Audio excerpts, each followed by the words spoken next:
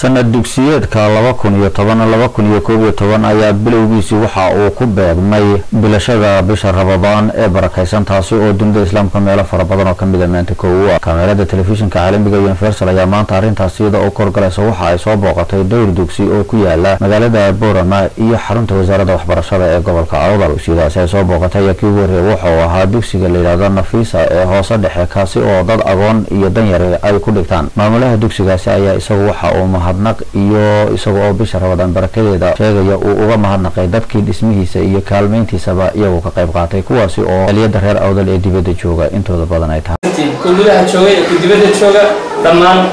waana adeerkii doontaan fasalladii cusba ee ardayda ka bixiseen arday oo dhiganaysa oo ilaa fasalka shanaad ay ku joogaan waxa la taaban karo weeyii oo arki kartaan insha Allah la tusi doono oo kale dugsiga isaguna dhexe ee la yiraahdo Umar bin Khattab oo isaguna ku yaala magaalada Boorama kaasi oo uu maamulihiisu warbixin kooban naga siiyay ardayda halkaas dhigata oo tiro badan ayaa waxa uu sheegay oo maamuluhu uu yiri waxay marayaan 150 arday macallimiinta dugsiga ka howlgalaysa waqtiga bilowga waxay ahaayeen laba macallin imika waxay marayaan macallimiintu ilaa 20 arday 20 macallin aymiin 20 macallin runaantii dugsiga waxa uu soo maray heerar kala duwan tirada dufcadaha dugsiga ka baxay waa ilaa 6 dufcadood ama 6 group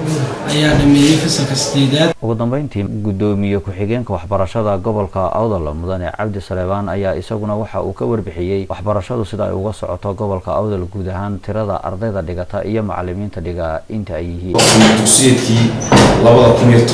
2010-2011 oo imika noo furmay iskuna soo beegmeen bishii Ramadaan oo maanta ay koob noo tahay guud ahaan markaan ka warmo gobolka si fiican buu inoogu bilaabmay dugsiyeedku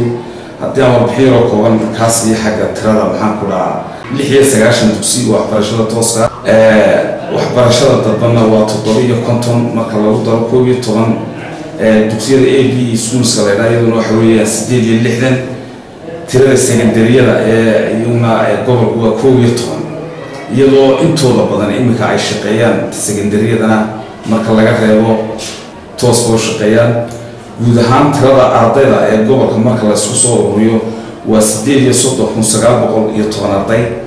tirada macallimiinta ee ka shaqeysa dugsiyada soo sheegnay sare hoose dhexena waa 929 arday Xasan Ciise Universal TV Boorama